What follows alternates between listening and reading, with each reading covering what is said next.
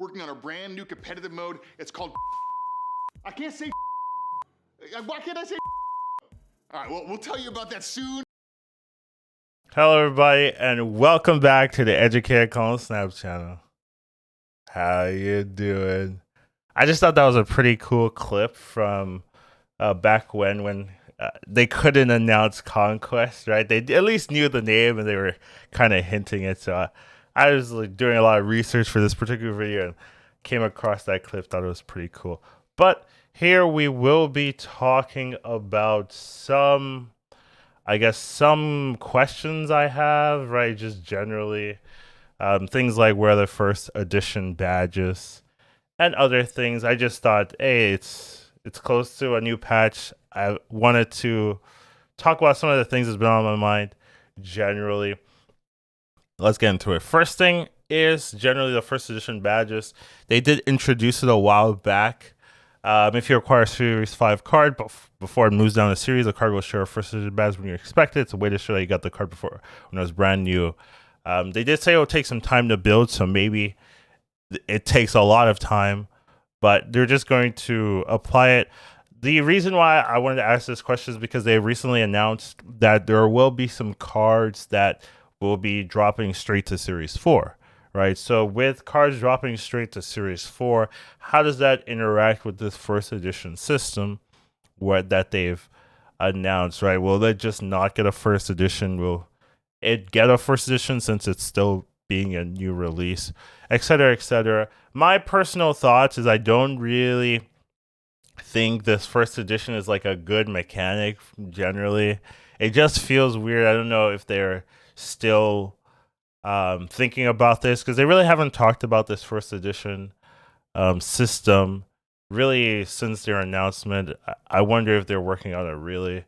So it's just kind of interesting. I just wanted to ask that question and see if they have any thoughts about it. But generally, I don't really care if they just announce they're scrapping it. But then again, I'm not really too much of a first edition person.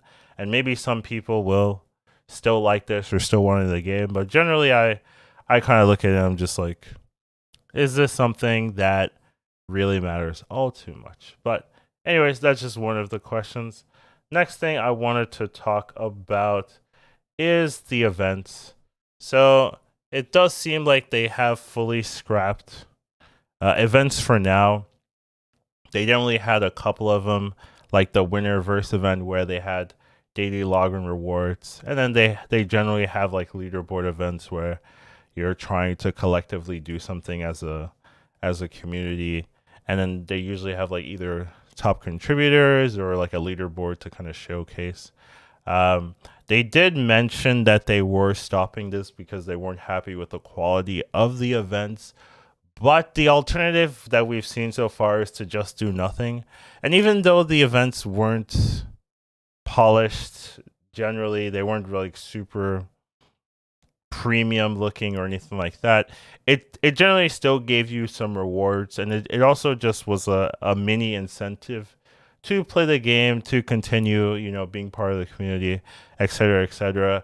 Right now it's kind of dry in that there's not really a reason to continue pushing unless you are either pushing for infinite, which a lot of people have an easier time doing right now, or you're, I guess, trying to grind your weekly challenges. So I just think things like this, even though they weren't super polished, just having like a login reward that doesn't need to be super polished, it just helps people keep playing, keep staying in the game, especially for mobile games. You definitely have to, incentivize people to want to participate, etc., etc. So even though they did mention they were going to stop it, I was looking for it, but I looked and it's hard to find specific things that Second Dinner said unless it's like in their news page or anything like that. So I do know they did mention it, but I couldn't find like the exact image link for you guys. But I just wanted to talk about it. Definitely hope they could reintroduce events in a meaningful way. It's been quite a while since we had some, and I would definitely love to see them come back in some form. So even daily events are not like those, can't really go wrong, and it'd still be appreciative. So that's something I wanted to talk about. Next thing I want to talk about was winners interviews. So I thought this was something that interested me.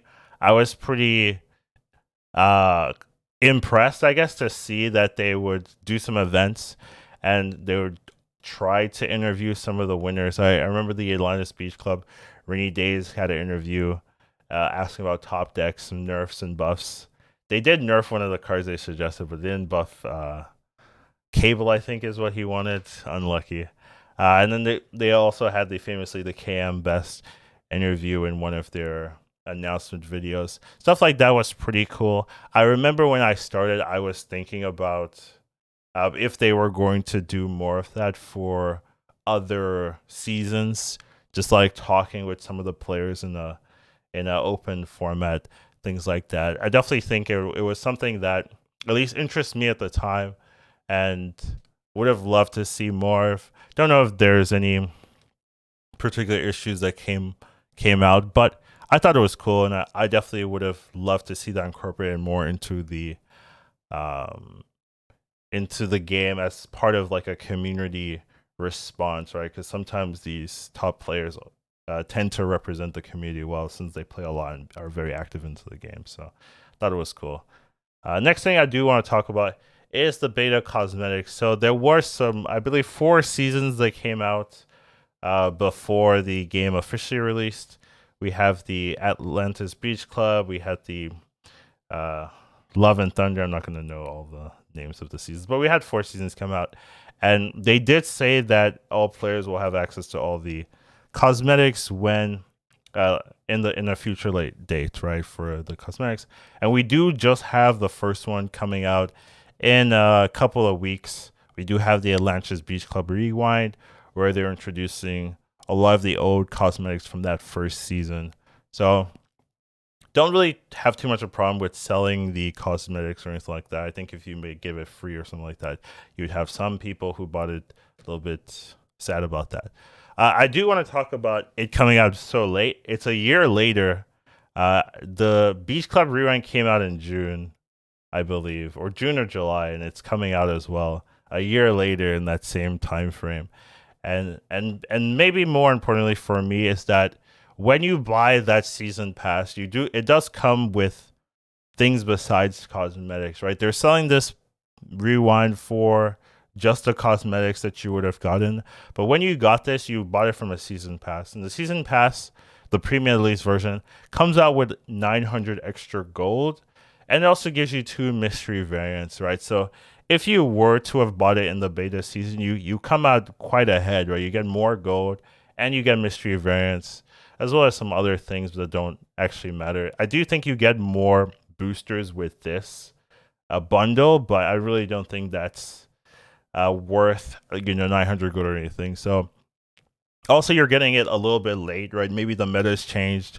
Maybe Wave is not in the same form that you would have utilized it when it came out. So the meta does adjust, and there's not really any discounts or anything like that.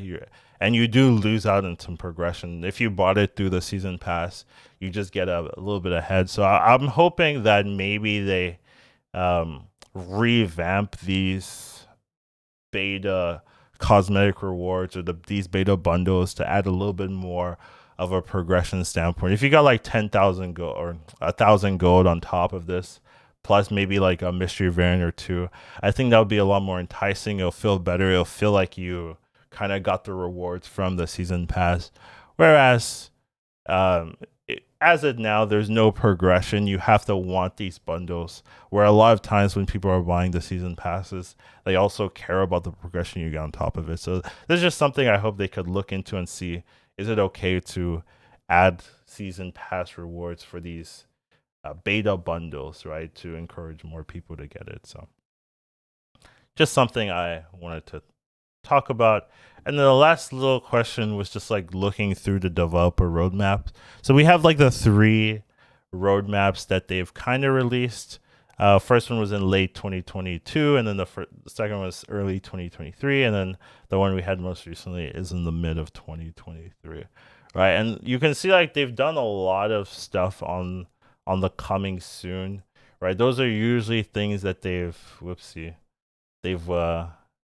worked on and they're ready to release, right? And a lot of the stuff in development ends up making it in, right? Unranked mode, they doesn't look like they want to focus on that, so they end up moving out. But we have a lot of battle mode, collector's tokens, titles, smart decks. They haven't done that. But new competitive modes, right? That kind of thing. They're all working on that. The one thing that has stuck, well, I guess it's two things that are stuck here, would be the unranked mode and the PC widescreen UI.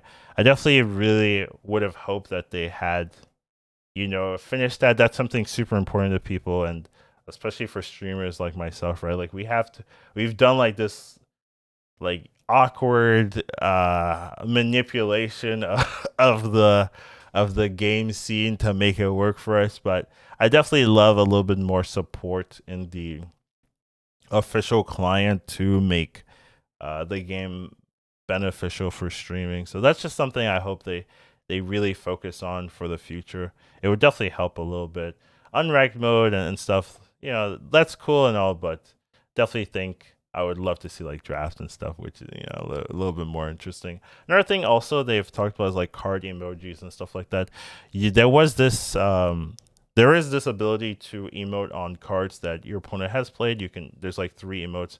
I'd love to see them work on that a little bit more. Just like add more emotes and stuff. There's a lot of little things in concept, but I'm just hoping that they do focus on some of these things. Just letting you see like their time frame, how they've been working on stuff, and really focusing on what they want to develop. And then last thing is that Conquest mode's coming out tomorrow. This video isn't really trying to be negative. I just wanted to ask some questions since we have some time waiting for Conquest mode. I know a lot of people are focused on that, but a lot of us here are because we care.